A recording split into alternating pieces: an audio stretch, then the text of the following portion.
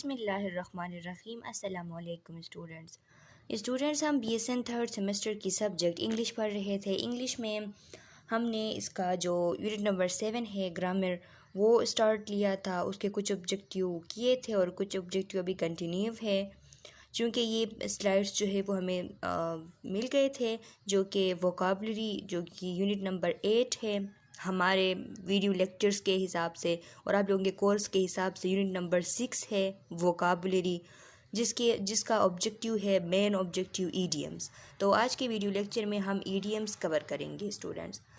Video lecture को start करने से पहले आप लोगों से रिक्वेस्ट है कि इस वीडियो लेक्चर को लाइक करें, चैनल को सब्सक्राइब करें और बेल आइकन को प्रेस करें ताकि नेक्स्ट वीडियो लेक्चर की नोटिफिकेशन आप लोगों को जल्द से जल्द मिल सके। तो स्टूडेंट्स, ईडियम्स का आप लोगों को पता होगा कि जो ईडियम्स होते हैं तो वो ईडियम्स यानी मुहावरे बहुत ज़्यादा लैंग्वेज में यूज़ किए जाते हैं। इंग्लिश लैंग्वेज में इनकी बहुत ज़्यादा इम्पोर्टेंस होती है। और हमें यहाँ पे नर्सिंग में ईडियम्स पढ़ने का मकसद ये है कि नर्सिंग में भी जब बातें करते हैं तो एक बंदा जो है वो जब बात करती है अपने कोवर्कर्स से, अपने जो डॉक्टर्स होते हैं उनसे या कोवर्कर्स से अगर बातें हों तो हेल्थ से रिलेटेड बहुत सारे ऐसे ईडियम्स मौजूद हैं जिनको अगर बंदा यूज़ करे तो फिर एज ए इंग्लिश में अगर वो यूज़ करे तो फिर उसकी इंग्लिश लैंग्वेज पे यानी उसके कमांड होने का ये एक सबूत होता है। तो इस वजह से ईडियम्स जो है नर्सिंग में भी इंक्लूड है, जिनको हम कहते हैं हेल्थ रिलेटेड ईडियम्स। तो स्टूडेंट्स लिखा है what is an idiom. Idiom क्या है? An idiom can be defined as a number of words that when taken together have a different meaning from the individual meaning of each word। तो idiom जो है उन्हें हम इस तरह define करते हैं कि ये नंबर ऑफ़ वर्ड्स होते हैं जो कि जब एक साथ लिए जाते हैं, जब एक साथ इनको लिया जाता है तो फिर इनकी मीनिंग जो है वो डिफरेंट होती है। किस मीनिंग से? अगर इंडिविजुअली हम इन वर्ड्स को देख लें तो फिर इनका मीनिंग जो है वो चेंज होता है, और अगर एक साथ हम देख लें तो इसका मीनिंग जो है वो चेंज होता है।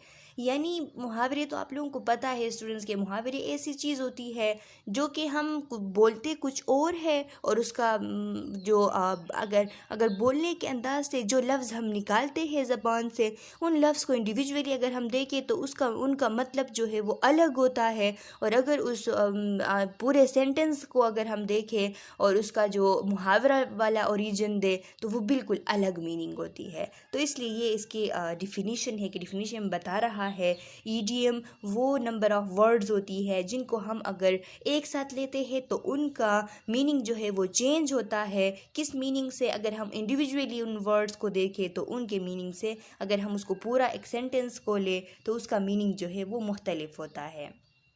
Kind of idioms. ईडियम्स के काइंड दिए गए हैं। Idioms take many different forms and structures. An idiom can have a regular structure, an irregular or even a grammatically incorrect structure. Idioms जो है वो मुख्तलिफ फॉर्म में मौजूद होते हैं, मुख्तलिफ स्ट्रक्चर में मौजूद होते हैं। ईडियम जो है वो उनका रेगुलर स्ट्रक्चर भी हो सकता है, इर्रेगुलर स्ट्रक्चर भी हो सकता है, और उनका इवन जो है ग्रामेटिकली अगर हम देखें तो ग्रामेटिकली इनकरेक्ट स्ट्रक्चर भी हो सकता है। The clarity of the meaning is not depend on the grammatical correctness. इसकी जो मीनिंग की क्लियरिटी है वो ग्रामेटिकली करेक्टनेस पे डिपेंडेंट नहीं है। मतलब ये कि मुहावरे के लिए, ईडियम्स के लिए ग्रामेटिकली करेक्ट होना ज़रूरी बात नहीं है। ये ग्रामेटिकली इनकरेक्ट भी हो सकती है, रेगुलर फॉर्म में भी हो सकती है और इर्रेगुलर फॉर्म में भी हो सकती है। कुछ एग्ज़ाम्पल्स हैं जो कि इसमें इसको इलस्ट्रेट करती है, इसकी मिसाल देती है। तो फर्स्ट वन है फ्रॉम इर्रेगुलर मीनिंग क्लियर, यानी ये फॉर्म जो है ये इर्रेगुलर है, इर्रेगुलर फॉर्म है लेकिन मीनिंग इसका क्लियर है। जैसा कि as in give someone to understand. Give someone to understand का मतलब क्या है? किसी को समझने के लिए दो। तो ये क्या है? ये रेगुलर फॉर्म है और उसकी मीनिंग जो है वो भी इसको देखते हैं हम तो हम समझ जाते हैं कि इसमें क्या लिखा है। और दूसरा है डू समवन प्राउड, यानी जो है कोई बंदा जो है वो क्या फ़ख्र करता है। फिर do the dirty on someone, यानी किसी पर गंदा करना। इसको देख के समझ आता है ना बंदा कि किसी को गंदा करने की बात हो रही है। तो ये इर्रेगुलर है, लेकिन इर्रेगुलर है जैसे कि do someone proud, do the dirty on someone, ये लिखे इर्रेगुलर है लेकिन इनके मीनिंग जो है वो क्लियर है। अब do the dirty on someone, तो हमने सोचा कि हाँ, do the dirty on someone का क्या मतलब है, किसी पर गंदा करना। तो किसी पर गंदा करना ये इर्रेगुलरली लिखा है ना, इसका रेगुलर ये नहीं लिखा है। तो किसी पर गंदा करना तो हम नहीं बोल सकते ना, ये रेगुलर चीज़ नहीं है। लेकिन हम इसको देख के समझ जाते हैं कि ये किसी पे कुछ फेंकने की बात हो रही है, किसी को गंदा करने की बात हो रही है। तो इसलिए कहा है कि ये इर्रेगुलर है लेकिन इसकी जो मीनिंग है वो क्लियर है। अब दूसरे फॉर्म को देख ले, फॉर्म रेगुलर, मीनिंग अनक्लियर। अब ये रेगुलर फॉर्म में है लेकिन ये अनक्लियर है। रेगुलर फॉर्म में किस तरह, have a bee in one's bonnet, have a bee in one's bonnet, तो ये बिल्कुल अच्छी तरीके से लिखा गया है, ये रेगुलर फॉर्म में है। लेकिन इसकी मीनिंग जो है वो अनक्लियर है। अब पता नहीं कि ये क्या कह रहा है। इसकी मीनिंग देख ले स्टूडेंट्स, इस अगर have a bee in one's bonnet, bonnet किसे कहते हैं, बोनेट एक ख़ास किस्म की टोपी को कहते हैं। तो have a bee in one's bonnet का क्या मतलब हुआ, किसी के टोपी के अंदर एक बी का होना। बी फॉर एग्ज़ाम्पल शहद की मक्खी ले ले, तो शहद की मक्खी जो है वो किसी के टोपी के अंदर होना। तो इसकी मीनिंग जो है वो अनक्लियर है कि हम कहते हैं कि शहद की मक्खी किसी के टोपी के अंदर है, तो इसका मीनिंग जो है वो बिल्कुल क्या है, अनक्लियर है। अब ये जो मुहावरा है स्टूडेंट्स के, have a bee in one's bonnet, इसका क्या मतलब है। इसको अगर हम इसकी जो मीनिंग है वो देख ले तो इसका मतलब ये है कि दूसरों की अदम दिलचस्पी के बावजूद बार बार किसी चीज़ के बारे में बात करते रहना। यानी जो है ऐसा हो रहा हो कि कोई पर्सन, किसी से आप बात कर रहे हो और वो बंदा जो है वो दिलचस्पी नहीं ले रहा उस बात में, उसकी दिलचस्पी नहीं है, और आप बार बार उस चीज़ पे उससे बात कर रहे हो, बार बार उससे पूछ रहे हो क्योंकि आपको लगता है कि ये बहुत ज़रूरी है, और वो बंदा जो है वो बिल्कुल बेचैन हो गया है। तो इस कंडीशन में ये मुहावरा यूज़ किया जाता है कि have a bee in someone bonnet. अगर कोई शहद की मक्खी आके किसी के टोपी के अंदर चला जाए तो वो बंदा बहुत बेचैन होगा और वो इस इंतज़ार में होगा कि कब मैं उसको निकाल के फेंक दूँ। तो अगर कोई जो है वो आपकी बात पे दिलचस्पी नहीं ले रहा और आप बार बार उससे बात कर रहे हो तो उसको भी ये लगता है, वो बेचैन होता है। तो इसलिए ये मुहावरा जो है उस टाइम यूज़ किया जाता है। दूसरा है कट नो आइज़। अब स्टूडेंट्स, कट नो आइज़ को अगर हम देखें तो ये तो रेगुलर फॉर्म में लिखा है ना, कट नो आइज़। अब इसकी मीनिंग जो है वो अनक्लियर है। किस तरह, कट नो आइज़ का क्या मतलब है कि जो आइज़ है उनको कट ना करो, आइज़ को कट ना करो। तो इसका मतलब जो है वो बिल्कुल अनक्लियर है। तो ये मुहावरा जो है ये कब यूज़ किया जाता है स्टूडेंट्स, अगर आपके बातों का किसी पे असर नहीं हो रहा हो तो उस टाइम ये मुहावरा यूज़ किया जाता है। फॉर एग्ज़ाम्पल, आपकी अम्मी आपसे कह रही हो कि आप बाज़ार चले जाओ, कोई चीज़ ले आओ, आपने कहा कि ठीक है ले आऊँगा, अपने गेम पे लगे हो, अम्मी दोबारा आती है, दोबारा कहा कि नहीं गए हो, अभी जा रहा हो, आपने कहा, दोबारा अम्मी आती है कि नहीं गए हो, आपने दोबारा कहा कि बस अम्मी अभी जाती हो। फिर अब्बू आ गए, अब्बू ने पूछा कि क्यों अभी तक दूध नहीं आया, या जो चीज़ मंगवाई थी वो नहीं आया। तो फिर अम्मी कहती है कि अम्मी उस टाइम ये कह सकती है कि कट नो आइज़, यानी मेरी बातों का इस पे कोई भी असर जो है वो नहीं हो रहा है, यानी ये बार बार में जो है मेरी बातों को इग्नोर कर रहा है। जब भी कोई इम्पोर्टेंट चीज़ जो है वो इग्नोर की जाती है तो उस टाइम ये मुहावरा यूज़ किया जाता है, कट नो आइज़। तो ये cut no eyes regular form में लिखा है। अगर इसको देखें तो हम इंग्लिश के लिहाज से, इंग्लिश राइटिंग के लिहाज से ये रेगुलर फॉर्म में है कि कट नो आइज़, लेकिन इसकी मीनिंग जो है वो अनक्लियर है। दूसरी एग्जाम्पल है ब्रिंग द हाउस डाउन। अब ये भी इंग्लिश के लिहाज से अगर हम देखें, एक इंग्लिश सेंटेंस के लिहाज से, तो ये रेगुलर लिखा है, लेकिन अब इसकी मीनिंग जो है वो अनक्लियर है। ब्रिंग द हाउस डाउन का क्या मतलब है कि इसने जो है पूरे घर को जो है वो नीचे ला दिया, यानी सर पे उठाया है, इस तरह। तो फिर इसकी मीनिंग जो है वो अनक्लियर होती है। अब ये भी एक मुहावरा है। ये कब यूज़ किया जाता है स्टूडेंट्स? जब भी आप कोई मूवी देख रहे हो या कोई ड्रामा देख रहे हो, तो वहाँ पे एक एक्टर जो है वो बहुत अच्छे तरीके से एक्टिंग कर रहा है और उसने जो है आपको बड़ी खुश कर दी है, आप उसके जोक्स से वगैरह से बड़े खुश हो गए हो, तो फिर आप कह सकते हो कि इसने क्या किया, ब्रिंग द हाउस डाउन, कि इसने पूरा घर जो है वो डाउन लाया है। यानी ये जो है बहुत लाफिंग इसने क्रिएट किए हैं, बहुत से लोगों को हंसाया है। जैसे कि फॉर एग्ज़ाम्पल जो कुरुलुस उस्मान है, अगर आप लोग ड्रामा देखते होंगे तो वहाँ पे एक एक्टर है जरकुताय, तो जब वो कोई भी बात करता है तो फिर जो है लोग बहुत हंसते हैं। वो एक फ़नी सा जो है वो इस तरह बातें भी और उसके काम भी बहुत फ़नी से होते हैं, तो इसलिए बहुत ज़्यादा जो है ऑडियंस उस पर हंसते हैं। तो इसको इस तरह सेंटेंस में यूज़ किया जा सकता है कि जरकुताय always bring the house down with his jokes, कि जरकुताय अपने जोक्स से हमेशा क्या करता है, हाउस को डाउन लाता है। मतलब ये कि सबको हंसा देता है, इसका ये मतलब है। अब स्टूडेंट्स जो थ्री नंबर है उसमें लिखा है फॉर्म इर्रेगुलर मीनिंग अनक्लियर। अब ये ऐसे है कि इसकी फॉर्म भी इर्रेगुलर है और इसकी मीनिंग भी अनक्लियर है। जो फर्स्ट वाले थे फॉर्म रेगुलर थे, इंग्लिश के लिहाज से वो जो फर्स्ट वाले हैं इर्रेगुलर थे, इंग्लिश लैंग्वेज के लिहाज से वो इर्रेगुलर लिखे गए थे, लेकिन उनकी मीनिंग क्लियर थी। जो सेकंड वाले हैं वो इंग्लिश लिहाज से रेगुलर लिखे गए हैं और उनकी मीनिंग अनक्लियर थी।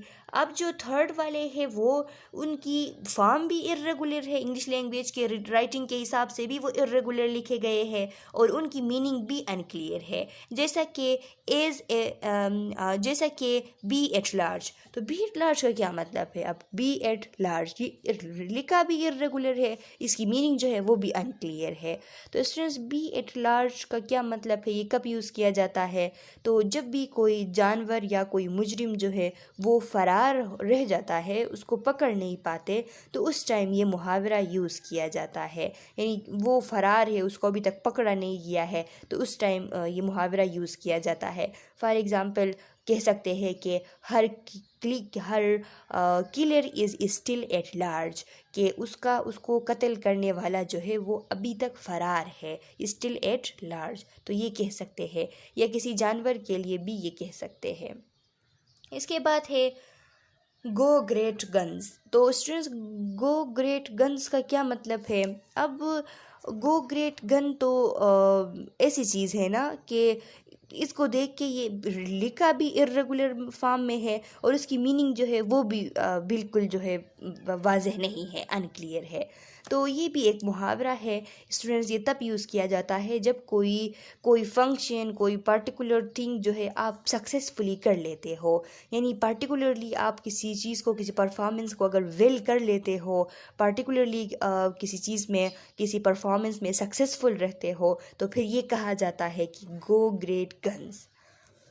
और लास्ट एग्जाम्पल है बी एट ड्रगर्स ड्रॉन। अब स्टूडेंट्स बी एट ड्रगर्स ड्रॉन को अगर देखें तो ये लिखा भी इर्रेगुलर है और इसकी मीनिंग भी अनक्लियर है। अब ये इसका क्या मतलब है कि बी एट ड्रगर्स ड्रॉन? स्टूडेंट्स जो ड्रगर होता है, ड्रगर किसे कहते हैं?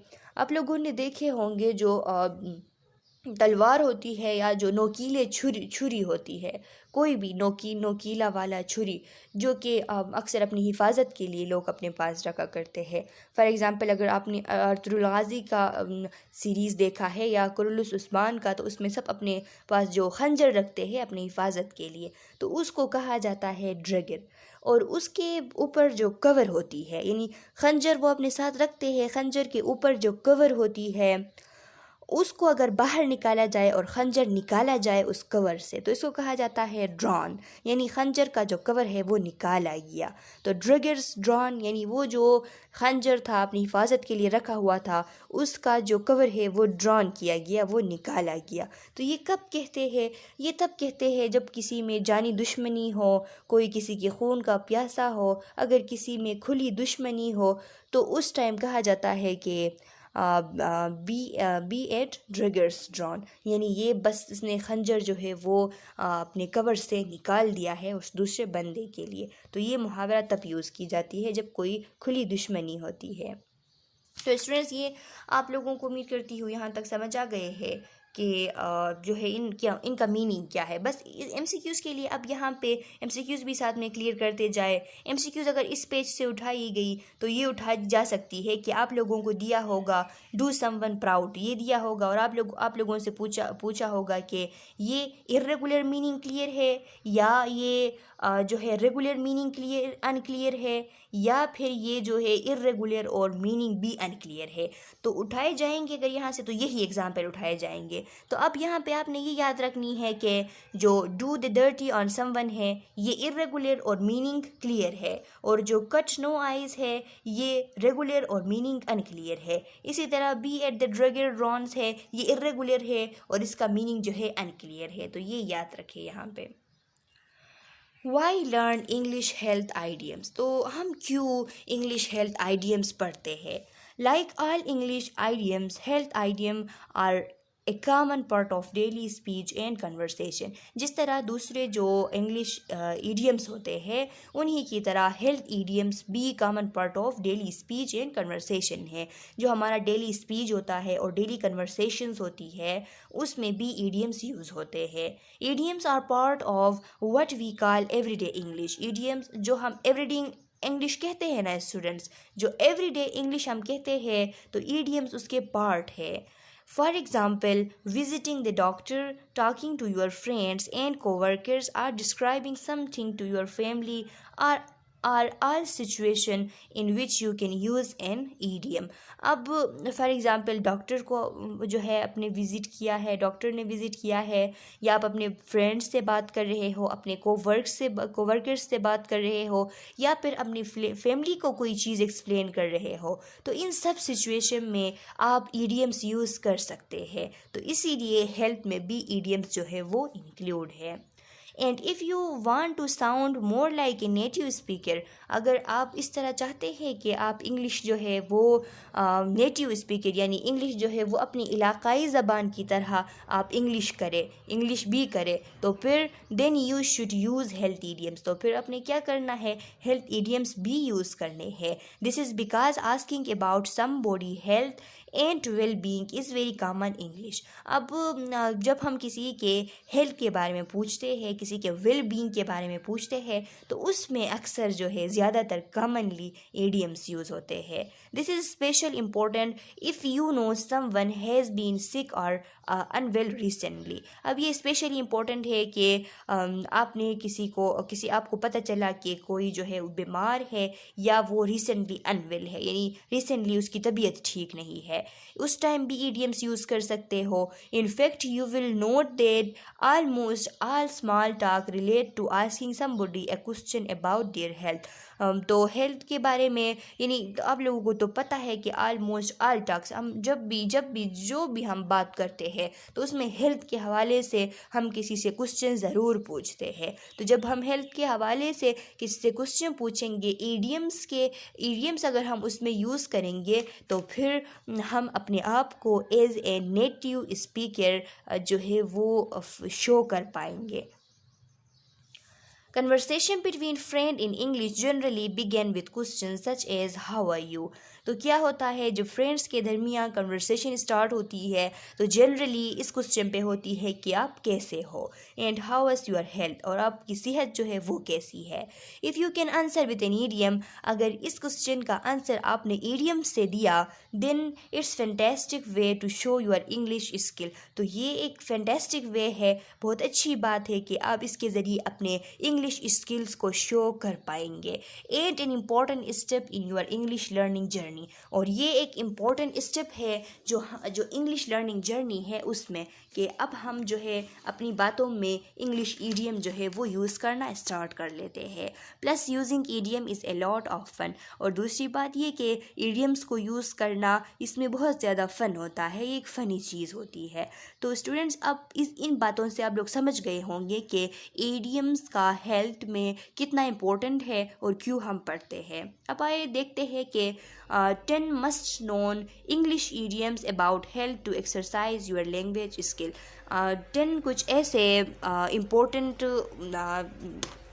इंग्लिश ईडियम्स है, हेल्थ ईडियम्स है, जो कि यहाँ पे दिए गए हैं और इनका मकसद ये है कि आप लोगों के जो इंग्लिश लैंग्वेज स्किल है उसकी एक्सरसाइज कर सके। यानी आप लोग इनको पढ़ेंगे, इनको देखेंगे तो समझ जाएंगे कि कौन कौन से ऐसे ईडियम्स है जो कि हेल्थ में यूज़ हम कर सकते हैं। और ये बात याद रखिए स्टूडेंट्स, स्टार्ट में ही बता रही हूँ कि अब इनसे एमसीक्यूज़ जो है वो उठाए जा सकते हैं। अब यहाँ पे as fit as a fiddle है, तो ये जो है एज यहाँ पे आप लोगों को क्वेश्चन में दिया होगा कि to be in excellent physical shape दिया होगा और वहाँ पे कुछ मुहावरे लिखे होंगे जिनमें एक ऑप्शन में as fit as a fiddle भी लिखा होगा। तो आपने as fit as a fiddle को जो है करेक्ट मार्क लगानी है कि इसका मतलब है to be excellent in physical shape. तो ये बात आपको याद होनी है। अब लिखा है स्टूडेंट्स के to be as fit as a fiddle is to be in excellent physical shape or to be very healthy. अगर हम कहें एज ए ईडियम हम कहें कि to be as fit as a fiddle, तो इसका मतलब ये हुआ कि हम जो है अगर आप कह रहे हैं, फॉर एग्जांपल आप में से कोई कह रहा है कि as fit as a fiddle, मैंने आपसे पूछा कि आप हाउ वाज योर हेल्थ कैसी है, तो आपने कहा कि as fit as a fiddle. इसका मतलब ये हुआ कि आप बिल्कुल एक्सलेंट फिजिकल शेप में हो, यानी आप बिल्कुल जो है वो हेल्थी हो। Example, are you ready for our runs this morning. आपके फ्रेंड ने आपसे पूछा कि आज जो है मॉर्निंग में रन करने के लिए आप रेडी हो, तो आप क्या कह रहे हैं आंसर में? रेडी। हाँ मैं रेडी हूँ। I am feeling as fit as a fiddle. मैं बिल्कुल जो है इस तरह फील कर रही हूँ जैसे कि फिडल है। अब स्टूडेंट्स, ये फिडल क्या चीज़ होती है? फिडल एक प्ले करने की, एक वो टोन को प्ले करने की, किसी टोन को प्ले करने की, प्ले जब करते हैं तो उसको कहते हैं फिडल। यानी हम किसी भी टोन को अगर हम जो है वो प्ले करें तो वो कितने टोन क्या चीज़ होती है? रिंगिंग करती है, वो जो है एकदम से वो शुरू हो जाती है। तो इसका मतलब ये है कि इसकी तरह जो फिडल नहीं होती उसकी तरह मेरी हेल्थ जो है वो बिल्कुल ठीक है। तो ये एग्जाम्पल हुई। दूसरी एग्जाम्पल है alive and kicking. Alive and kicking का क्या मतलब है? The basic definition of this idiom is something that still functioning in a good way, कि कोई ऐसी चीज़ जो कि स्टिल जो है अच्छे तरीके से फंक्शन कर रही है। इसको शो करने के लिए हम कह सकते हैं कि अलाइव एंड किकिंग।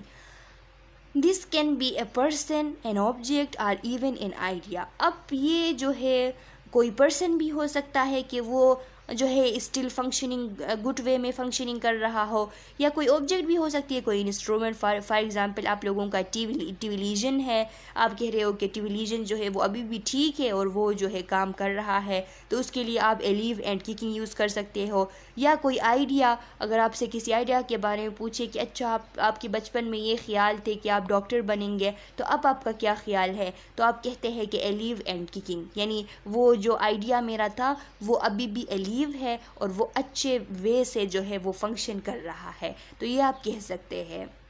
एग्जाम्पल है, my grandmother is still alive and kicking at 89 years old, she never shows down. यानी जो मेरा ग्रैंड मदर है, जो मेरी दादी है, उनकी 89 years हो गए हैं लेकिन वो अब भी अलीव एंड किकिंग है। मतलब ये कि वो अब भी जो है सही तरीके से फंक्शन जो है वो गुड वे में कर रही है।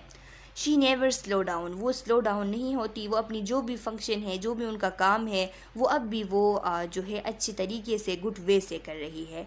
तो एमसीक्यूज अब बन सकती है स्टूडेंट्स के something that's still functioning in a good way is idiom used for this is. तो फिर ऑप्शन में होगा under the knife, alive and kicking, और फिर होगा जो फर्स्ट वन क्या था? फर्स्ट वन में था कि as fit as a fiddle. तो ये 3 ऑप्शंस होंगे, तो आपने अलाइव एंड किकिंग जो है सेलेक्ट करनी होगी क्योंकि ये करेक्ट ऑप्शन है इस मीनिंग के लिए। तो इस तरीके के एमसीक्यूज यहाँ से उठाए जा सकते हैं। अंडर द नाइफ, अब नाइफ के अंदर होना, इसका क्या मतलब है?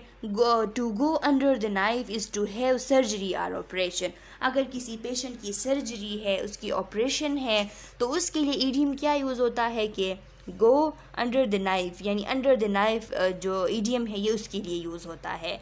Because of the use of the word knife the idiom usually implies suggest there is serious surgery. अब यहाँ पे जो नाइफ वर्ड जो है वो यूज़ होती है, यानी छुरी का यूज़ होना है, तो फिर इस आइडियम जो है ये एक ऐसी सजेशन देती है कि मतलब हम बताती है कि सर्जरी जो है वो सीरियस है, एक सीरियस सर्जरी का बताती है. Example, how was your brother, यानी आपका ब्रदर जो है वो अब कैसा है.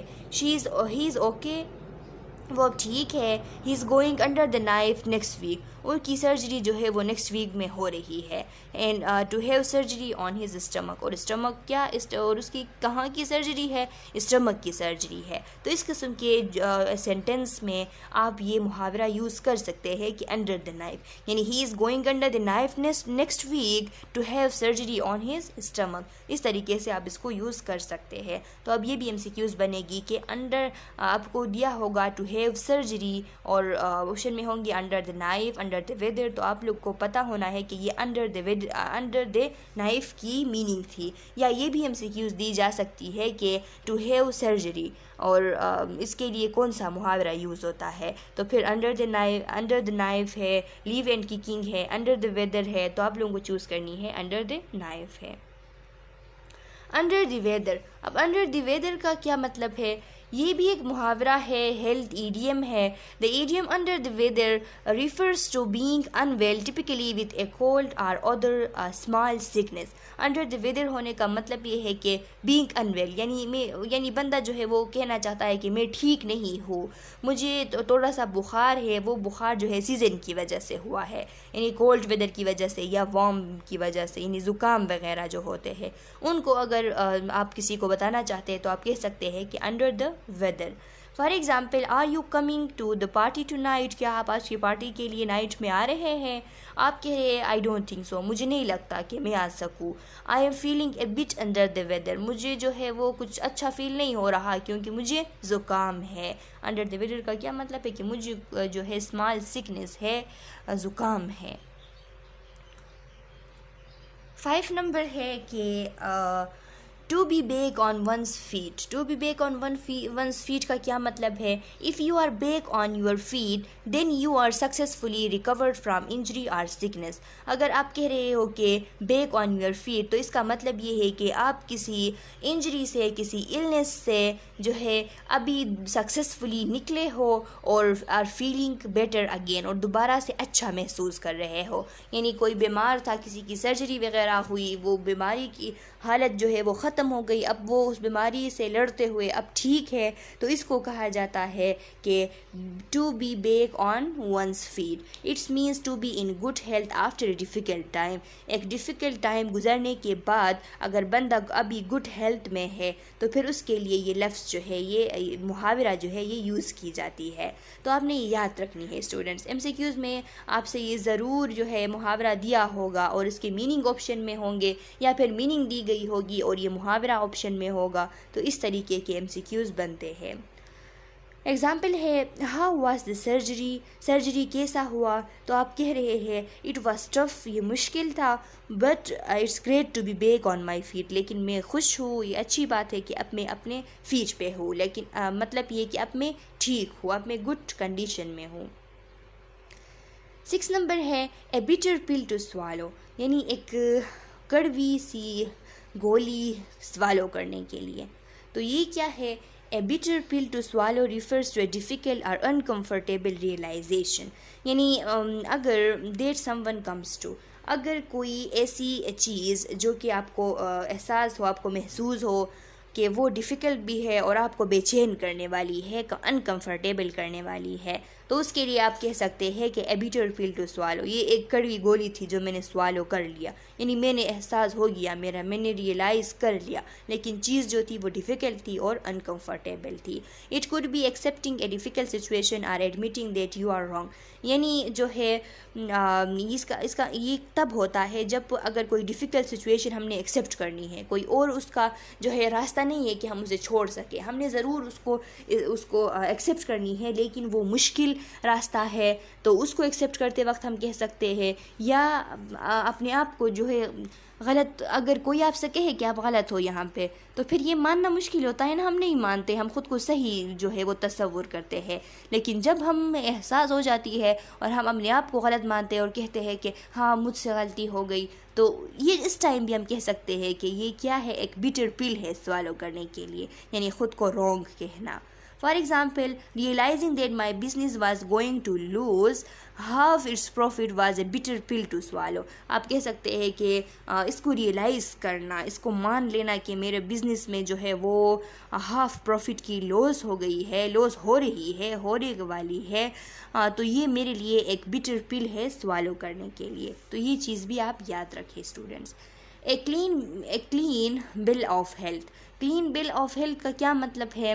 When a medical professional acknowledge that you are healthy. अगर कोई मेडिकल प्रोफेशनल, कोई डॉक्टर जो भी हो, मेडिकल प्रोफेशनल जो है वो ये बात एक्नॉलेज कर ले कि आप बिल्कुल हेल्थी हो, तो वो आपके लिए बोल सकता है कि ए clean bill of health and free from health related issues. अगर आप हेल्थ रिलेटेड इश्यूज़ से बिल्कुल फ्री हो तो उस time A clean bill of health जो है ये ईडियम्स यूज़ की जा सकती है। For example, the hikers who were lost in the woods for 2 days received a clean bill of health from the local physician. वो जो बंदा था, यानी पैदल पाउंड पे सफ़र करने वाला जो बंदा था, हाइकर्स किसे कहते हैं? पैदल सफ़र करने वाले को हाइकर्स कहते हैं। तो हाइकर्स जंगल में खो गया था 2 दिन के लिए, और जब वो रिसीव हुआ तो फिर लोकल जो फिजिशियन है उसने देखा तो उसका बिल्कुल क्लीन बिल ऑफ हेल्थ था, यानी वो बिल्कुल ठीक था, उसको कोई भी बीमारी, कोई भी हेल्थ इश्यूज़ नहीं थे। अब 8 नंबर है students, a picture of health.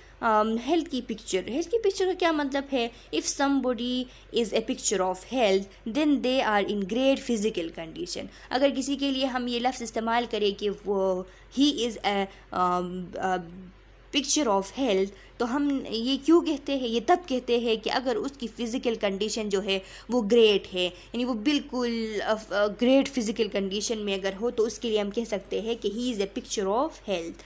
Example है, have you met my grandmother. क्या आप मेरी दादी से मिले?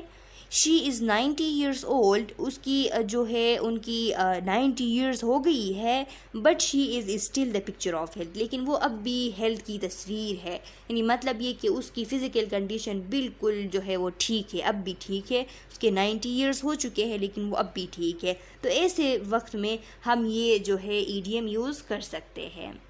Out of shape. 9 नंबर है out of shape. This simple idiom describe somebody who is physically unfit. ये जो सिंपल ईडियम है जिसकी मीनिंग जो है वो शो हो रही है, ये रेगुलर है और इसकी मीनिंग भी शो हो रही है कि आउट ऑफ शेप। तो मतलब ये कि अगर कोई बंदा फिज़िकली अनफिट हो तो उसके लिए हम ये ईडियम यूज़ कर सकते हैं कि he is out of shape. It's perhaps one the most commonly used health idioms. ये जो है मोस्ट कॉमनली यूज्ड, शायद ये most commonly used health idiom हो सकती है, क्योंकि जो है for example as a nurse आप ड्यूटी कर रहे हो वार्ड में और पेशेंट्स को देख रहे हो, एक पेशेंट को देख रहे हो और फिर आपकी फ्रेंड आके पूछती है कि इसकी हालत कैसी है, तो आप कहते हो इट्स यानी आउट ऑफ शेप, यानी ये जो है फिज़िकली अनफिट है। आउट ऑफ शेप अगर इसमें आप ईडियम यूज़ करते हो तो इस तरीके से यूज़ की जा सकती है। अब शायद ये एमसीक्यूज़ बन सकती है कि which one of the idioms is perhaps the most commonly used idiom. तो आप लोगों को पता हो कि ये आउट ऑफ शेप है, तो ये एमसीक्यूज़ शायद बन सकती है। एग्ज़ाम्पल है इसकी, this idiom is often use to refer to oneself. ये ज़्यादातर अपने आप के लिए भी यूज़ होता है कि आप अगर फिज़िकली अनफिट हो तो ख़ुद के लिए कहते हो कि जो है मैं जो है आउट ऑफ शेप हूँ, तो ये आप कह सकते हो। एग्ज़ाम्पल में है, how was the boxing class. Boxing class आपका कैसा रहा? तो आंसर में आप कहते हो वेरी टफ़, बहुत टफ़ थी। I am pretty out of shape. मैं प्रिटी हूँ और आउट ऑफ शेप हूँ, यानी फिज़िकली अनफिट हूँ। So I am surprised I made it to the end. तो मैं इसलिए हैरान हूँ कि मैंने एंड तक वो बॉक्सिंग क्लास जो है वो किया है, वो काम जो है किया है, लेकिन मैं प्रिटी और आउट ऑफ शेप हूँ, यानी फिज़िकली अनफिट हूँ। To have a spring in one step. अब to have a step in sorry students, to have a spring in one step का क्या मतलब है? किसी के स्टेप में बहार होना। तो इसको अगर हम उर्दू में, सिंपल उर्दू में लिखें तो किसी के स्टेप में, किसी के काम में बहार होना। तो इसका क्या मतलब है? To have a spring in one step means to be energetic and without worry, यानी कोई ऐसी पर्सन के उसमें वो बिल्कुल एनर्जेटिक है और उसको किसी चीज़ का कोई भी डर नहीं है। तो इसके लिए हम कह सकते हैं कि to have a spring in one step. Example क्या है इसकी? Did you see Saba this morning, क्या आपने सबा को देखा था इस मॉर्निंग? नो वाई, तो दूसरे ने कहा कि नहीं मैंने नहीं देखा था, क्यों? तो वो कह रही है शी लुक्ड सो हैप्पी, वो बहुत खुश नज़र आ रही थी। There was definitely a spring in her step this morning, और अब इस मॉर्निंग जो है उसके ज़रूर उसकी स्टेप में कोई स्प्रिंग ज़रूर हुआ था, यानी वो बिल्कुल जो है एनर्जेटिक इस सुबह ज़रूर हुई थी, उसको कोई भी वरी नहीं थी, वो बहुत खुश थी। तो इसको डिफ़ाइन करने के लिए हम ये ईडियम यूज़ कर सकते हैं। तो स्टूडेंट ये यहाँ तक कंप्लीट हो चुका। आप लोगों का जो वोकाबलरी है उसका कोर्स जो है हाफ कंप्लीट हो गया है। इसमें सिर्फ एक ऑब्जेक्टिव जो है वो अब रहती है कि एक तो पार्ट ऑफ स्पीच है और दूसरा सफिक्स प्रीफिक्स है। तो सफिक्स प्रीफिक्स जो है वो हम नेक्स्ट वीडियो लेक्चर में कंप्लीट करेंगे। तब तक के लिए अल्लाह हाफिज़।